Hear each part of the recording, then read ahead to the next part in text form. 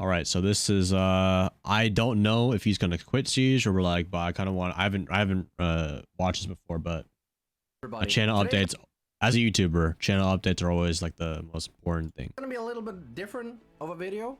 I've been sort of planning to do something like this at some point, but basically I wanted to sort of do a channel update video, but also talk about sort of the state of Siege, which I think a lot of you people are sort of curious.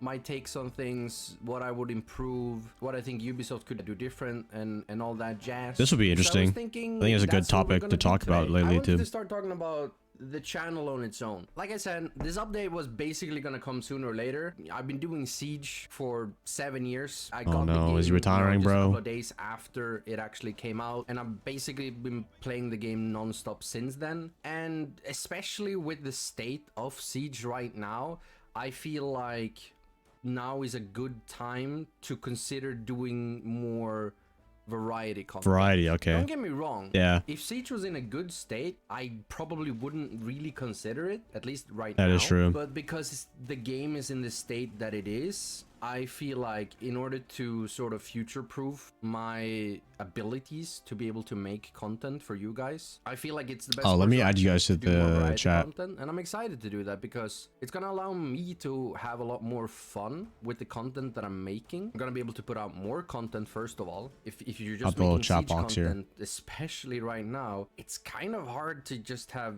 topics to talk about because there's so not many really things happening. But more on I'm a that content later. machine, so the I make views and content out the of economics anything. of it obviously play into the situation. But I know with what he that means. said, Yeah, I want to clarify it is pretty that, short right now. I'm not I have to get doing very creative bad with my content. economically speaking, but it has obviously been going downhill for the last 6 months, I would say. If you want to support yeah, Siege viewership used to be really big back in like 2020. that helps out more than you think, so I appreciate that. I really do.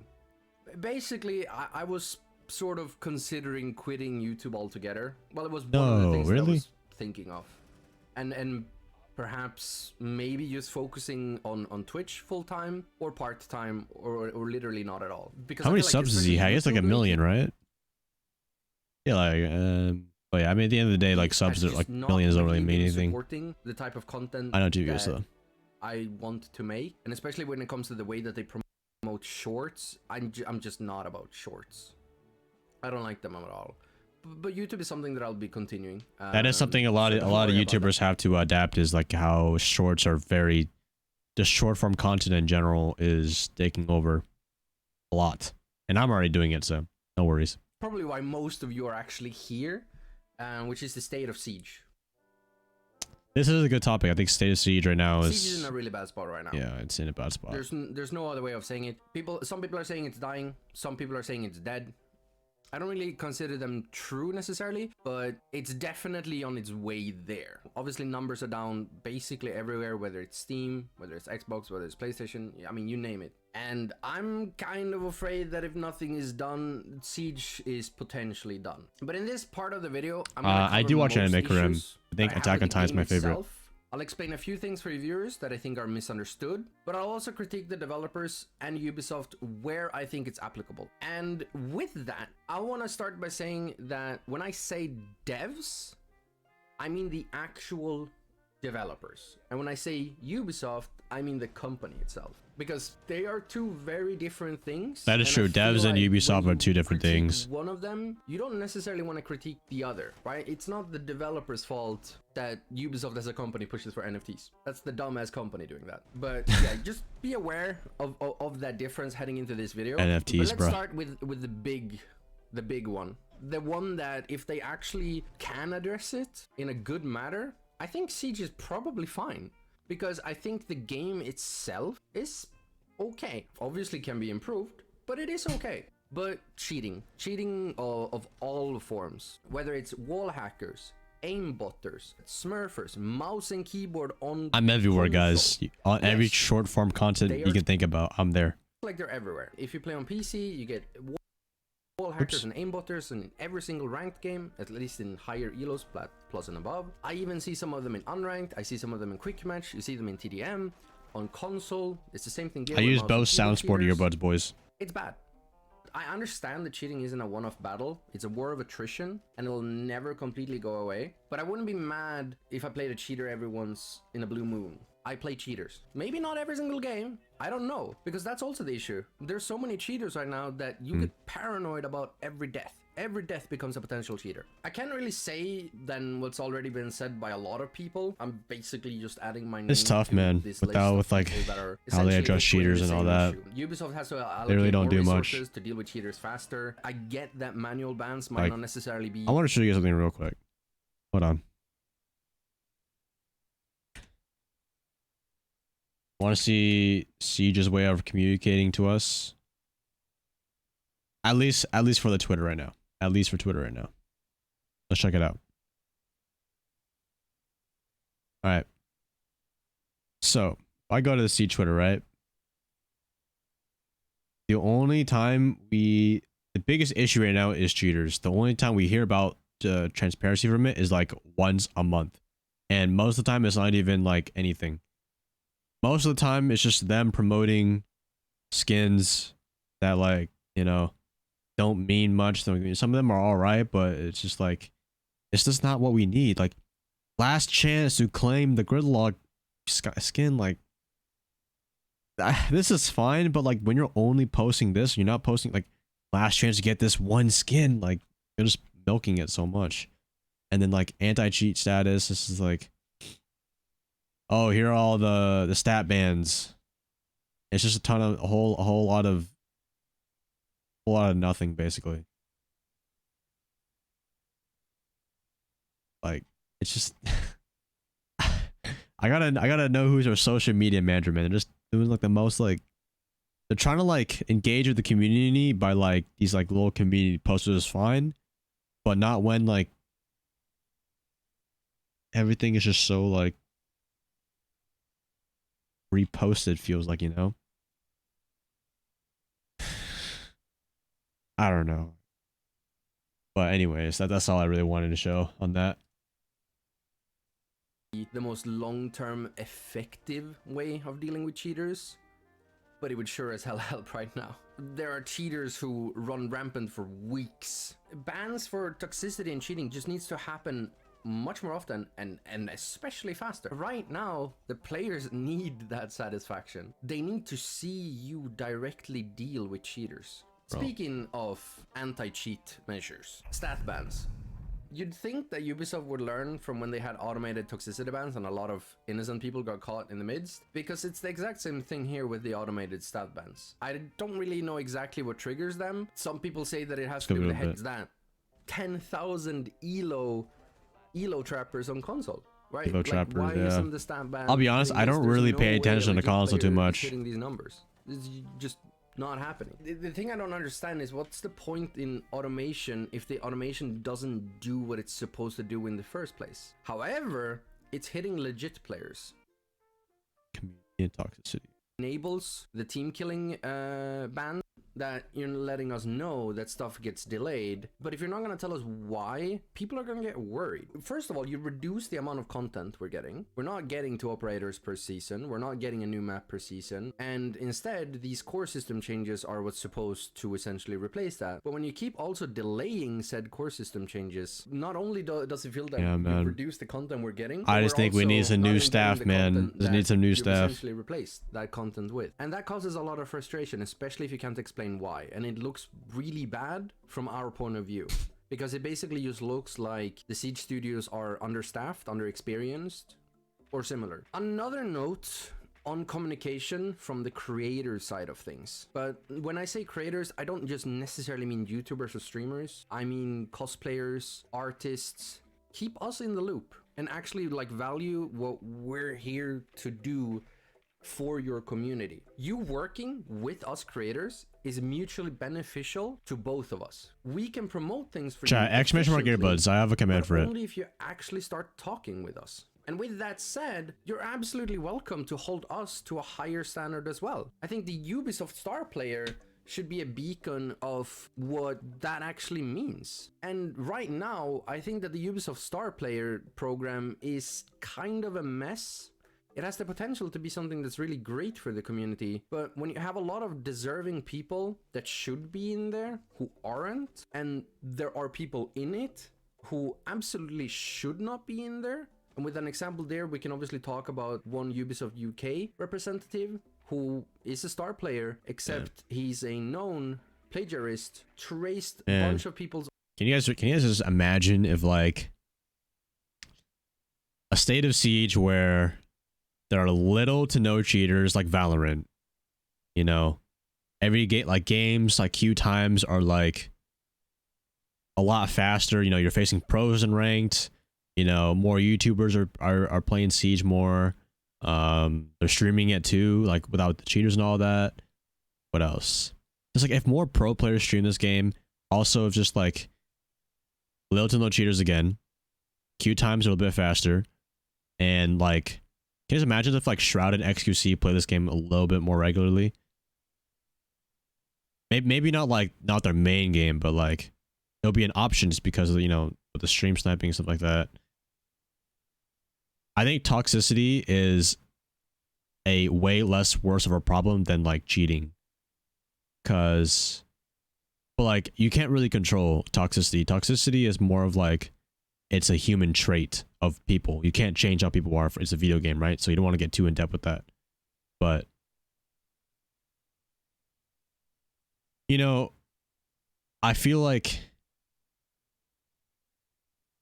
yeah, I mean, he played this like here and there. I think he still does. It's just like, you know, obviously he's a variety streamer, but like, I think that's the biggest gap. The biggest gap is the communication about problems in Siege.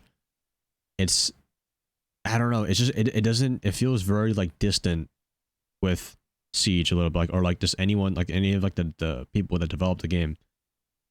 Like if you ever ask them a straightforward question, like, you know, is the anti-cheat being worked on? Or maybe like, is this skin coming out? It's like, there's just no communication. It's just left with a gap of like questioning, is it actually happening or what's going on with it?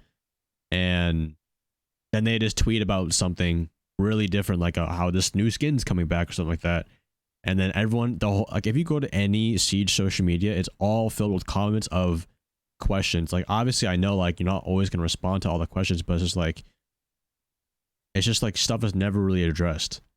If you ask them, are they working on an anti-cheat? They'll just beat around the bush and be like, you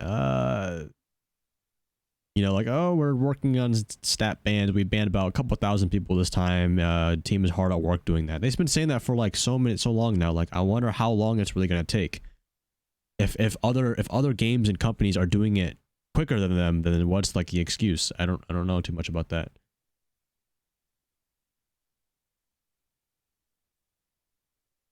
But I don't know. It's just like, it feels like them selling cosmetics and promoting extraction is like more of a priority than the anti-cheat. Like, even though I know that's not the case, but like I don't want to assume of Ubisoft that they don't care about the game, because obviously they do. But there's just no communication or evidence to back that up. That like, oh, they're working on something.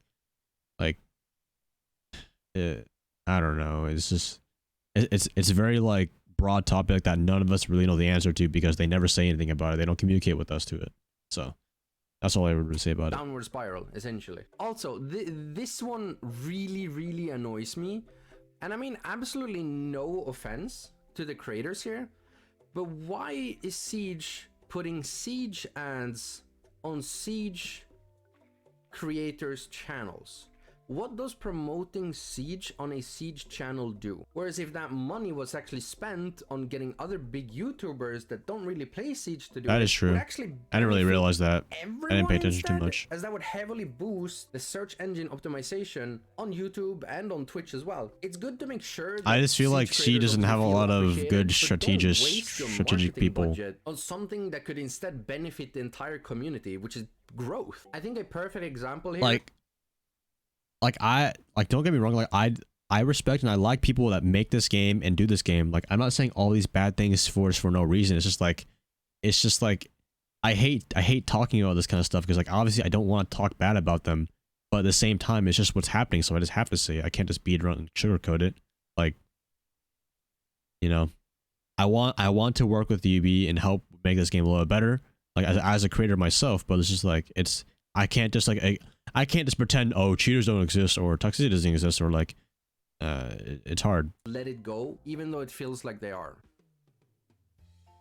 I feel like they just need to hire new people. Let's talk about design philosophy, because I see a lot of misunderstandings on what kind of game that Siege is supposed to be. Obviously it is an FPS and gunplay is part of that, but the major parts that make Siege are related to physics and destruction, and of course the primary gadgets. And I think it's vital to understand that these are the actual pillars that build the foundation of the game. When you're looking at the game design, guns are simply a tool that is essentially meant to finish the job. And with that said, MP5 ACOG spawn peeking isn't Siege. Gadgets and destruction are what sells Siege. It's the spectacle that differentiates Siege from other first-person shooter. That's why players feel like... I'm gonna be honest, guys, I don't think Riot is at all interested in Siege, unless they you know, someone points out, oh, I see an opportunity to bring, because Siege is literally the most unique the best FPS in the freaking market. But like Riot already has other successful games, so it's just like, you know, maybe they have too much on their hands. But like I just think they're not really interested in Siege, just because it's just such in a such bad place right now that they don't see it as like a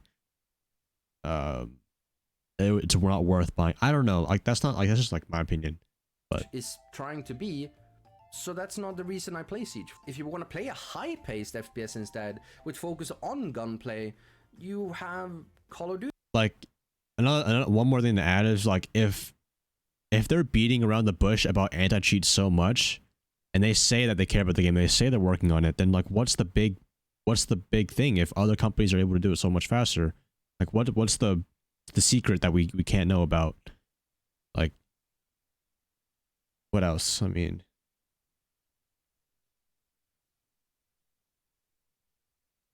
I don't know. Personally, my biggest issue with Siege and my biggest concern is that it's not casual enough. It's a game that is sweaty and will forever be sweaty. There's nothing lighthearted about that fucking game, and it's frustrating. Another huge issue That is true with Siege as a game, I guess what makes Siege so competitive, there though, simply isn't a single way to enjoy playing Siege casually. Before you say this, Bikini, yes, they need to add arcade modes. Oh, well, hold on. Well, that doesn't fix the entire issue that Shroud just pointed out. But like, yes, it's a 5v5 tactical shooter. There's no respawns. They should not change Siege like that. However, they should add more ways to play casually, like a special mode, special events.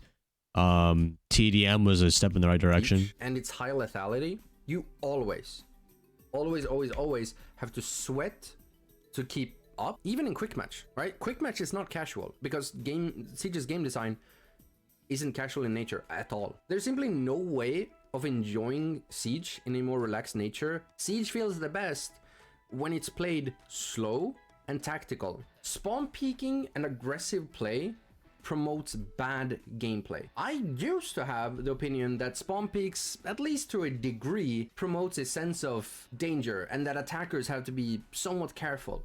And while I do think that that is, you know, good, with the overall lethality of the game, a spawn peek will almost always result in half the lobby disliking the game. Like he just said right now, casual and quick match, even though they are like a casual play, it's just the nature of Siege, you know what I mean? There's no, like I said, no respawns, it's slow pace, setup time. It's just overall, it's you know, yeah, it's hard. I think the thing about it, like Valorant is a perfect example of you can be competitive if you're skillful, but like even in like a unrated match, you can, it's just like it's shooting versus util, like, you know, it's easy, you can be casual in it, but like in Siege, but I think that's where it makes Valorant so like, what is it, what's the right word, like very stagnant. You know, it's not like competitive. Valorant is more of just who has better aim and like who has like better, you know, like positioning wise and stuff like that, and maybe a little bit of the util as well, like, you know, smokes and stuff like that. But like in Siege, it's so different because like aim is only like 50% of the game. The other 50%, like 25%, like map, soft destruction, operator abilities, stuff like that. Staying alive is fun. Another great video that sort of covers the issues with Siege's high lethality is Gregor's video that specifically covers the one-shot headshot. I'm gonna link to it in the description, probably on the I think one-shot headshot should stay. I already said that, but I think it should stay. I highly recommend that you go and watch this after you watch my video. Now, with all this said, I actually think that the Siege devs have actually made good changes, and despite complaints from Valkmains, I think that the outside I don't think Siege have a mini-map. I think but we could do more. I think explain the maps, like, it would take away a lot of the angles. Siege called due process is that they directly. But I think that's what makes Siege, like, you know, so hard. You know. If you stood in a doorway or a window that led outside, you'd be marked and shot by a UAV if you stood there too long. And I think that while I wouldn't necessarily do exactly like that, I think that Siege could do something similar aim is 90% in Siege. Defenders that are standing near broken or open windows. I think this promotes better gameplay. I'll have to think about that one, to be honest. I can't really give my direct answer. The actual game is played in the same vein of spawn. I think it's like 50% in my opinion. Off the bat, though, I might be wrong though. Skills is bad for the game as well. Having these players that QE spam around corners in order to net kills instead of actually tactically outplaying the enemy sets a bad precedent for how you actually improve at Siege. I think playstyles like these come and go in Siege because Ubisoft intentionally tries to push them away, but it's time that they just rip off the band-aid and get rid of them completely. One, I think a fatigue or inertia system could do wonders if you actually applied it to leaning. Having the leaning animation slow down if leaning too fast in succession. And two, increase the amount of rounds a ranked game has. That would be that. I don't know. How does increasing the amount of rounds combat aggressive play? Well, with the short amount of rounds in a ranked game, the window for adapting to rat playstyles is too small. If they manage. What about that, guys? That would be pretty interesting. What if ranked games went up to, let's say, 6 rounds? Let's say ranked games go into 6, right? 3 rounds of defense, 3 rounds of attack, right? Wait, how does it work in Valorant? Oh yeah, it's the same thing in Valorant, like, you know, but every round is like 2 minutes. Every round is a lot shorter. Imagine that. To rat themselves a round or two, even if you manage to snag in a third round before the side swap, you're already at a round or first to 6 wins. More rounds benefits the smarter players who can adapt to certain playstyles as they gain intel on the way people play. And I will say though, I mean, I'm actually really on board for that idea of having shorter rounds. Also, like prep time, I think prep time should be shorter, and it's just like, I think that would be really I don't know, man, that sounds like a really new idea. People who rely on cheese playstyles to win. I think if Siege has something like 4 to 5 ranked rounds before switching sides, I think that would be a great change. On another note, over the years, Siege has removed a lot of the data you can see on enemies and teammates, and while I agree that this data is usually used for toxicity. Yeah, do you guys remember when you're able to click on someone's profile and see the level and rank and profile picture? For the add-ons that circumvent this, many people utilize various allowed add-ons to gather intel on the enemy before the. Yeah, a solo queue playlist would also be pretty nice. I think that should just how it be for like. I think it should be like that for like platinum and above. I think platinum and above is appropriate. And I enjoy the match going into it, and same thing for the enemy team as well. But at the same time, it's just like 5 stacking is so like good, but like in a high level it kind of makes sense, you know. Adapted to the enemy's booby trap playstyle going into the match, which is a really cool thing to be able to bring into a game. And the part of prepping with prior info is core within competitive Siege, and if we could actually have this in the normal ranked sphere of things, that would be a good addition. Things like showing the enemy's most played operators somewhere could go miles in improving the game. What is wrong with people, bro? Favorite ops say a lot about their playstyles and mind for the game. I'm looking at you, Ash Jagermains. Yo, mod check question mark. And here we go. One of the few things that I think a lot of people of you are excited to talk about. First of all, Siege's balancing philosophy is flawed. But I also think that the community's reactions to balancing decisions are usually made with emotional reactions with a sprinkle of keyboard warrior. First of all, The issue probably everyone has. Things take way too long to change. Usually, metas that become problematic take around 9 months to deal with. Dude, it is ridiculous how long the LMG meta has been a thing. I think this is probably one of the worst metas in the entire game. Like, dude, it was like bad like 3 or 4 months before the major. At the major, or like at the beginning of the season, they're like, okay, we're gonna take another season to rework the LMGs. Does it really take that long to nerf LMGs or like do something with the change? I don't know why it takes that long. When in reality, it should take 9 weeks. Lion 9 meta, weeks, yes. utility dump meta, and now the LMG, Finca, Yana meta all took well over 9 months to deal with. There's a fairly popular saying that I've heard passed around on game design forums, which is, given the opportunity, players will optimize the fun out of your game. And it's very, very, very true for live service multiplayer games. And when you give players 9 months to optimize the game... Yeah, I'll never understand why Zof AR and Ash R4C are in the state it's in right now if LMGs are like that. To be fair though, LMGs have been in the game exactly like that since the R4C and that, but that's when all the ACOGs got taken away and 1.5s and 2x got added, so LMGs were a little bit more viable. But back then, LMGs only had the 2.5. No one's gonna run an ugly Russian 2.5 on an LMG that looks like that. Why would they run that weapon when they could just run the AR? AR is just more fun, more durable. You know, nobody really needed 150 bullets to do stuff. Before you decide to act on it, you have a problem. You have the test server. And last year, you announced the lab server, which was going to host a lot more experimental changes. After announcing it, you haven't utilized it a single time except for attacker repick. Try some crazier balancing changes there. Do some exciting stuff. It gives us content creators more to talk about, and it's more exciting when the game changes.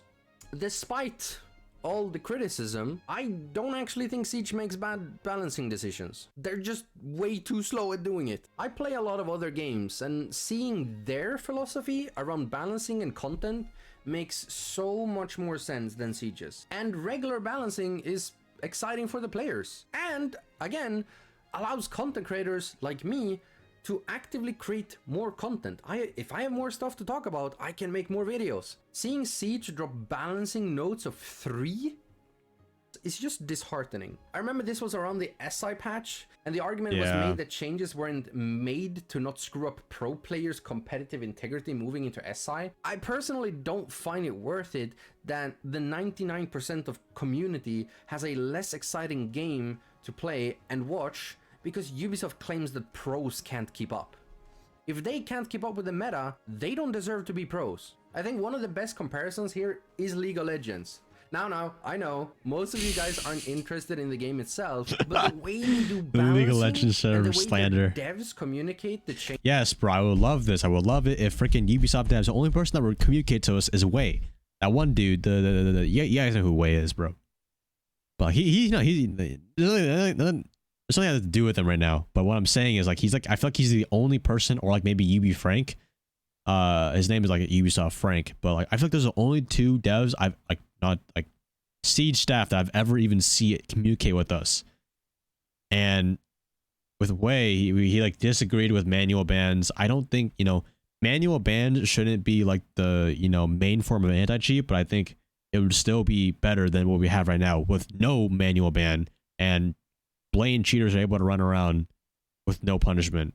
Obviously, I know you can't get rid of all of them, and it's only gonna, you know, like stop the tip of the iceberg kind of type of thing. But like, with how many people stream this game and play this game, you know, they can, all they do is send you a clip, like, hey, ban this guy, boom, just ban him.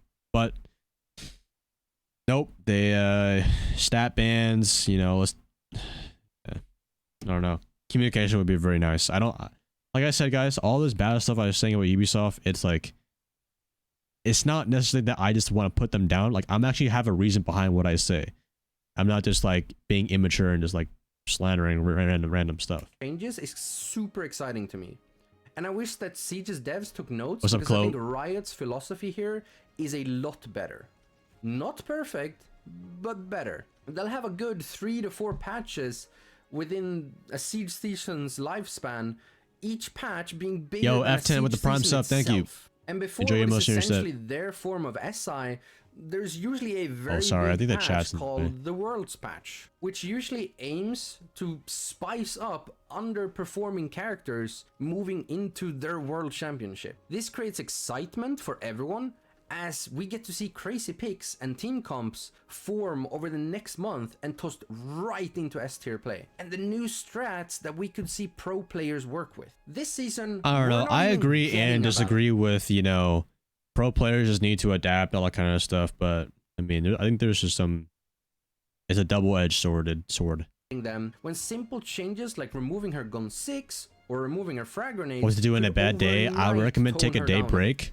It's a and simple change. mentally and I'm reset your extremely playstyle. surprised that the devs choose to do nothing about it. And the same thing applies to Yana. Watch Now, good players, and let's also flip this a remember bit on its when you made really good plays and how you felt, how your aim felt, how your movement felt, what character were you using, where were you on the map. It's just kind of like versus what you're doing now. Obviously, if you're in a slump, you're not feeling good of how you play.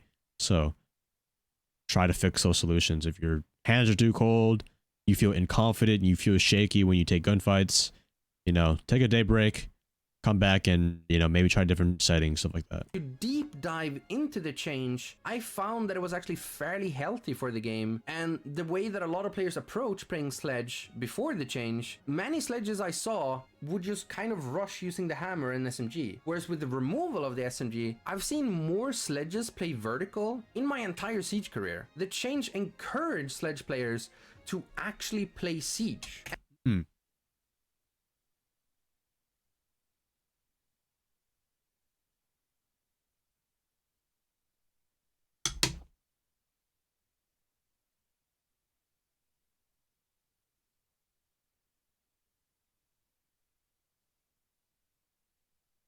Now, I know Bikini is talking about, I know he's talking about all of his personal experience, but like, bro, I'm gonna be honest, bro. I've always seen people play vertical sledge, even with or without the SMG-11. Now, I know what he's saying. I'm not saying he's like a full fact in this, but it's just like, I just think people are just lazy. They'll rush to any operator, even if it is And that's sledge. the thing with balancing and design. Sometimes you may need to do certain changes in order to get people to play the game the way that it's intended in design. Sometimes you nerf for balance, sometimes you nerf for design. I think in order for Siege to kind of get back to where it used to be, where the game was slower and more methodical, changes like these are very healthy for the game in the long run. Characters like Old Ash and now current Finka are bad for the game's health. And despite people's hate for trap operators, I think they are very important for... What if Finka and Zofia stayed the exact same? LMG stayed the same. Finka's LMG stayed the same. Boosts, Gauntlet 6, grenades all stayed the same. But Ash's R4C went back to normal. Zofia's AR went back to normal. Also, angle grips. If angle grips also maybe stay back to normal.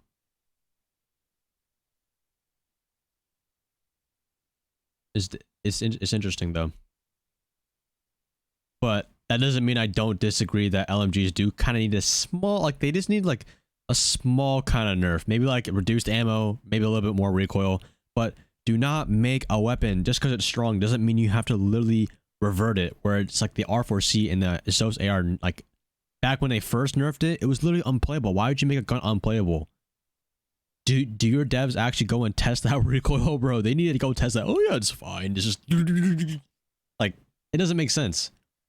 Like those changes, I don't know. Like removing Ash's R4C with ACOG. Yes, remove the ACOG, put only hollow on it. Boom, it was still a good weapon. It's just, you know, the pick rate went down just a little bit, but the intended design of the game. They slow the game. bro, I bet you, like I said, I don't mean to slander on the devs, but like I'm pretty sure all they did was like they go into a game, they got their heavy ass mouse on like 12,000 DPI. and it's just like, oh yeah, it's fine, it's okay.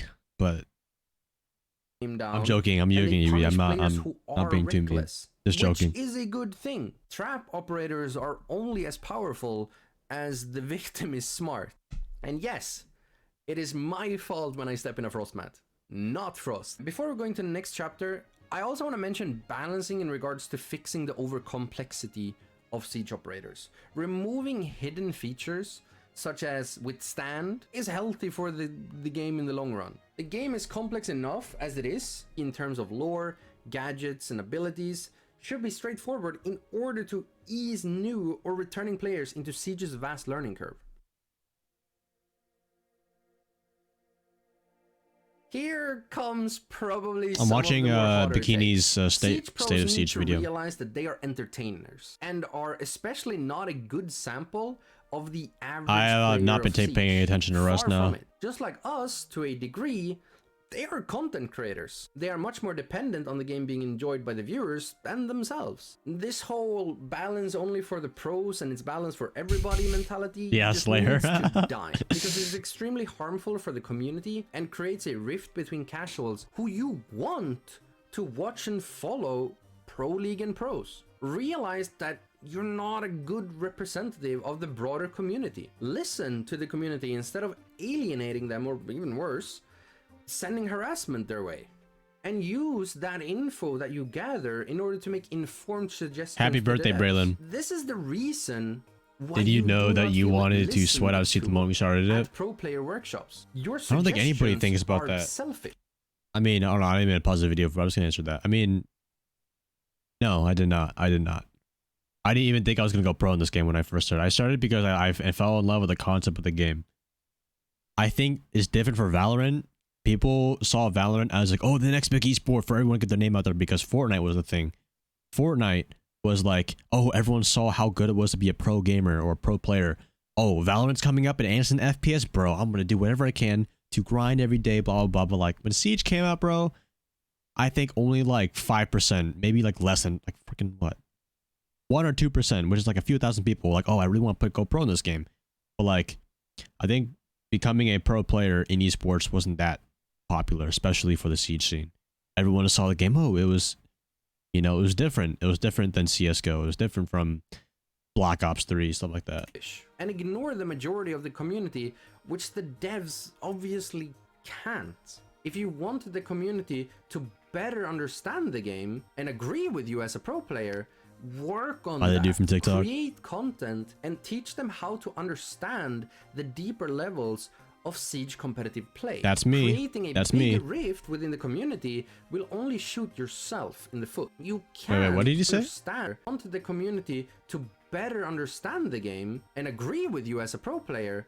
Work on that. Create content and teach them how to understand the deeper levels. Well, that's actually what I'm here for, actually, guys. That's what I'm here for. Creating a bigger rift within the community will only shoot yourself in the foot. You can't sell a product while saying that 80% of your consumers don't matter. Having this elitist mindset only scares away old, returning, or new players. Balancing for one. All right, last time, cool guy. Happy birthday, Braylon. Inherently balanced for the rest, because the rest of the community simply do not play the game in the same way the top level does, and they never will. That's why they're in lower elos. Yet their enjoyment of the game is still important, and ignoring them isn't an option. As for the actual way to view Siege as a spectator, unless you're heavily invested into competitive Siege, it is extremely hard to follow. And the obsession with forcing observers to utilize player POV is also just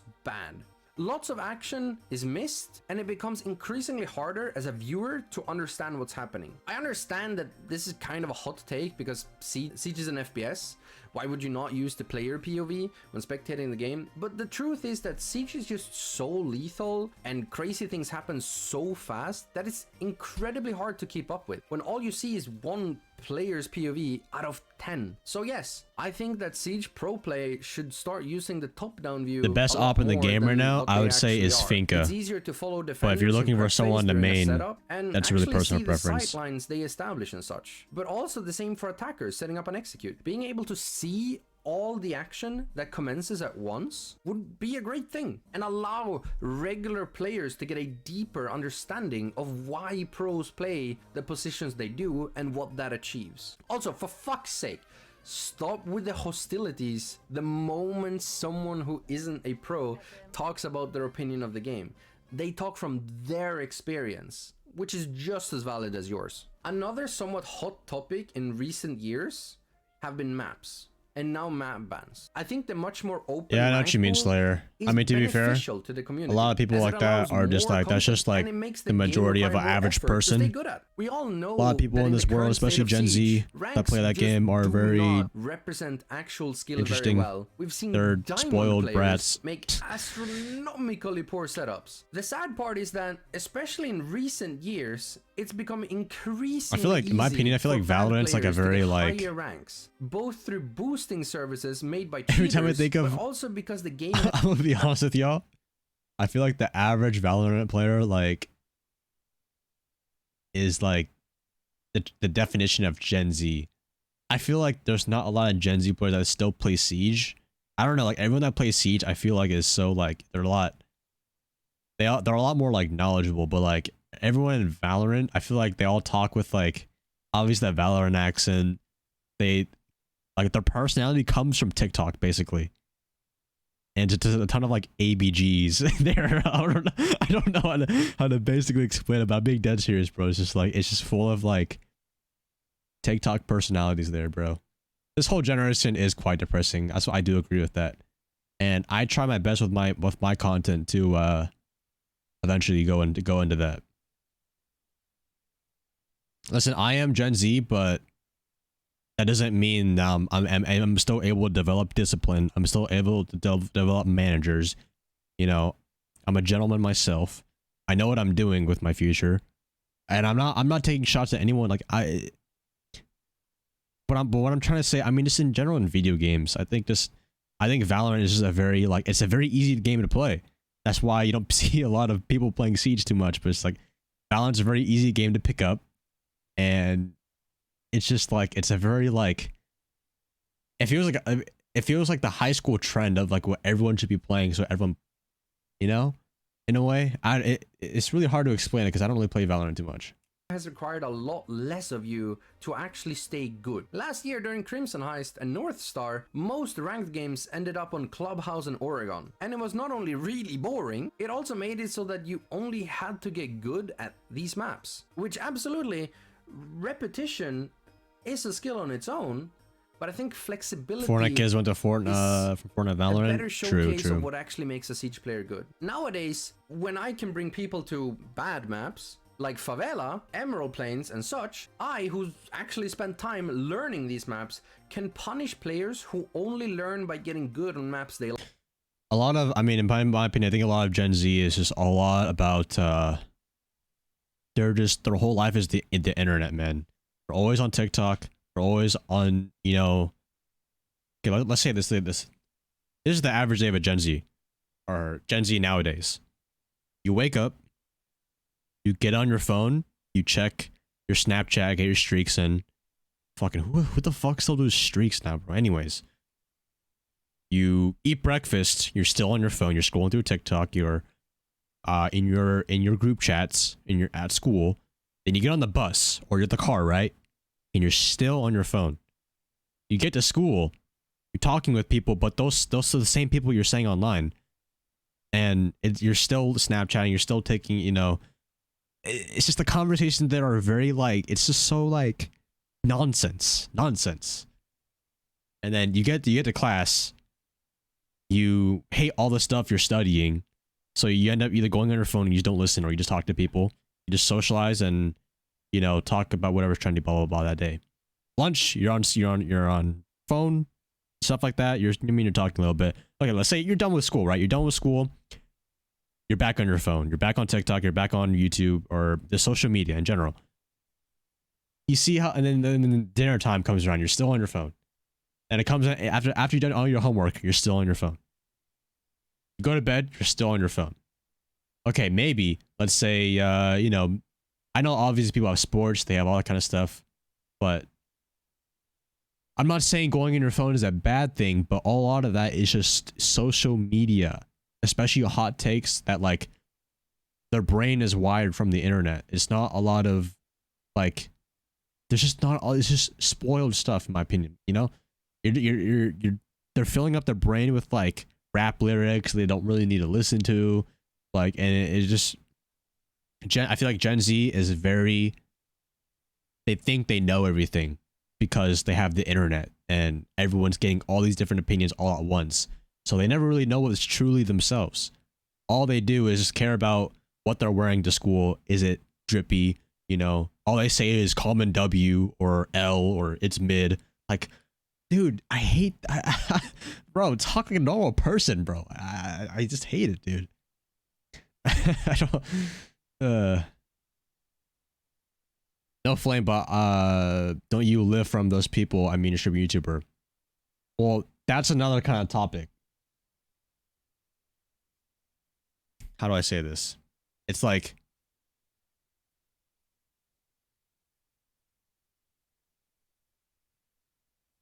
yes, a lot of my audience is probably the same people like that, but it's like it's just human nature at this point. It's just like, you know, nowadays attention is currency, basically.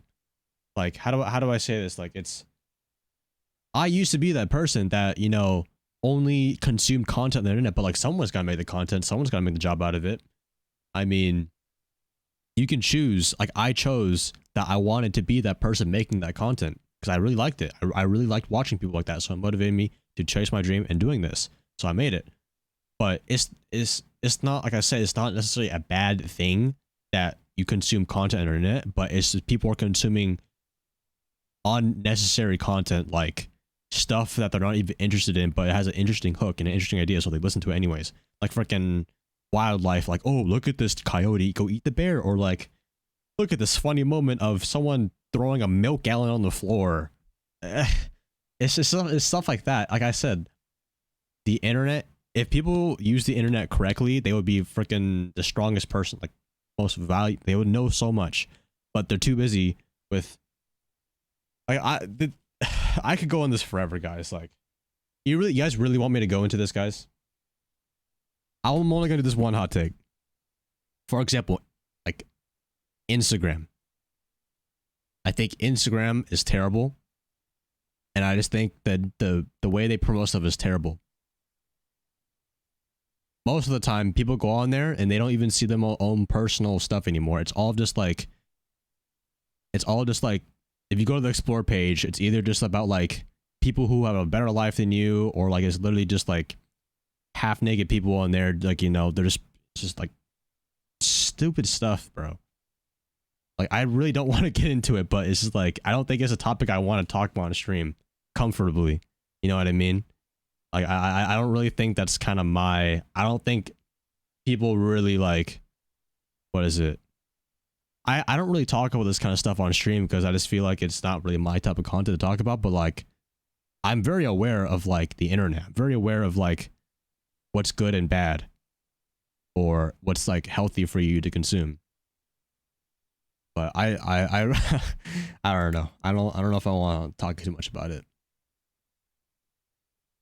Like, you just end up scrolling through mindless stuff when you could be doing your homework, or maybe like going to the gym, or maybe like, it's just, guys, do it with me right now, bro. Literally, I'll do it with you guys. Go on your phone, open up your phone right now.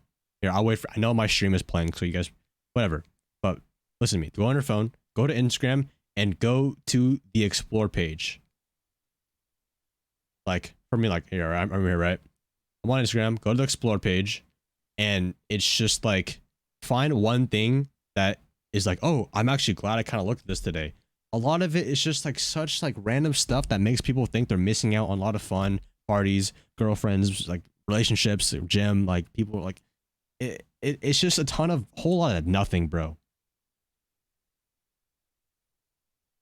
It's just like, yeah. Okay, anyways, I think we're going a little bit far off topic. Let's just finish this video. Like, it allows people who are better at the game, not even peer pressure, not really, no. More games. Peer pressure is like, because on peer pressure, like, you know, I think there's a different word for it. Bad maps. Okay, you know what? I want to be completely honest with you guys. Actually, never mind. We'll just finish The this video. better team will likely have a much higher chance of winning since better players can exploit. I don't think I'm ready to talk about that yet. Bad. We see the very same thing in. You don't got play. Instagram? Good, keep it like that. Who might have a really strong small map pool. Hold on. One more thing. Guys. Well, Kamada, listen, bro, I'm different from every other Siege creator. I want to help you guys become the way that I want you guys to get better at Siege is by changing your mindset. I'm not gonna be like, I mean, I think in my opinion, you know, there's already a ton of people who say how to play the game, blah, blah, blah.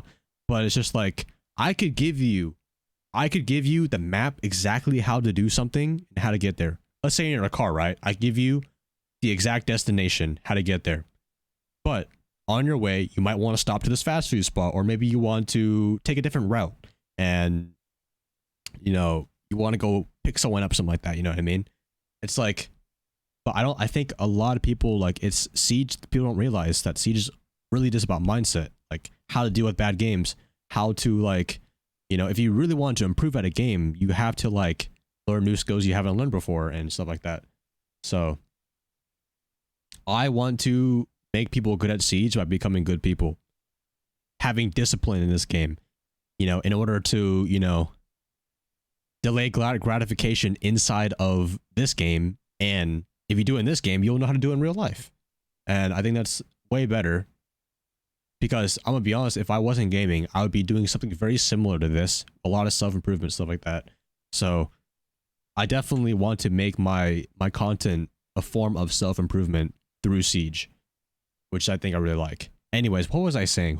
Someone told me a question. Oh yeah, if I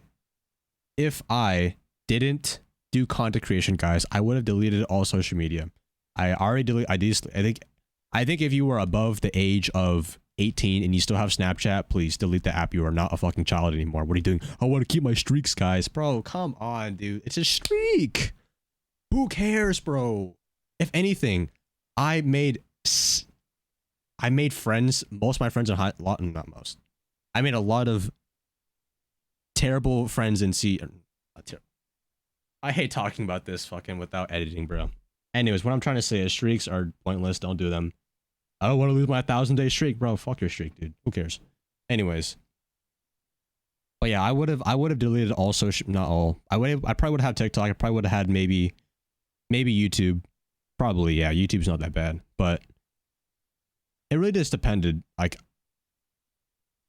me, I've wanted to delete. I've done it a lot of times before, but I've deleted every single social media app, Twitter, Instagram, all that stuff off of my phone and off of my internet. I just didn't want to do it, but it's my job. It's how I reach people. It's my content. So like, I have to re-download the app and then post on it. And then sometimes I'll just end up scrolling when I shouldn't be. And it's just like, it's a system literally made to catch your attention. And it's something I've gotten way better at, but it needs to be heard more. I'm gonna be like guys, oh, but I learned something good on TikTok. No, you've learned 10, maybe 15 new things on TikTok, but by the time you're done, you've already forgot all about it.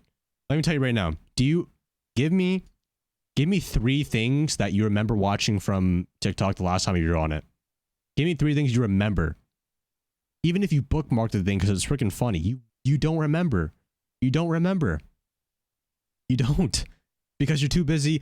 You already scrolled through Twitter. You already scrolled through Instagram. You already scrolled through Discord. You already scrolled through, did I say TikTok, right? TikTok. You already scrolled through fucking YouTube. You guys don't remember a lot of stuff you do, because like this comes back to the nonsense stuff. This comes back to the nonsense stuff I was talking about. A lot of people in Gen Z are consuming content that are absolute garbage and nonsense, and then they make their opinions and they make their philosophies and they're disciplined about that stuff. And it's terrible because there's nothing straightforward about it either. We're not baking pizza. Fuck your pizza, bro. Just fucking use a microwave. Or, dude, come on. Anyways, Let's finish this video. Really hard the moment they start moving into best of 3s and best of 5s. Bro, this is gonna be a freaking hour-long video, bro. I'm putting this on my main channel too.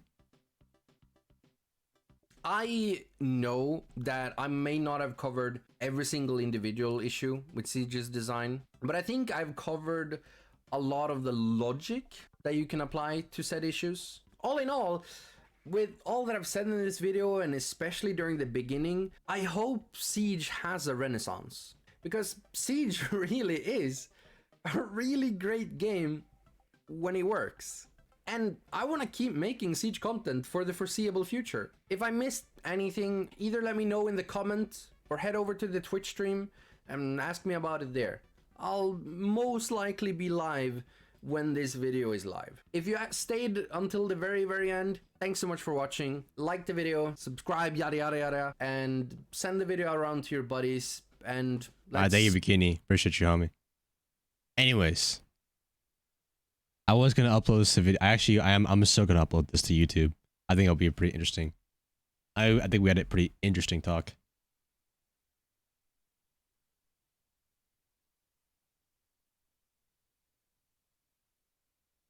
Okay.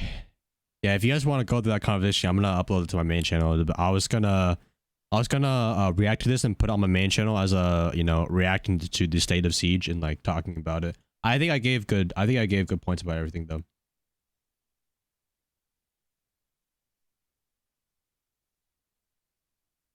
Of course, Bandit barks, and I think anybody can reach the best version of themselves. That's why I say so much. I think that's why I preach so much about the Mamba mentality. I'm always gonna be with it.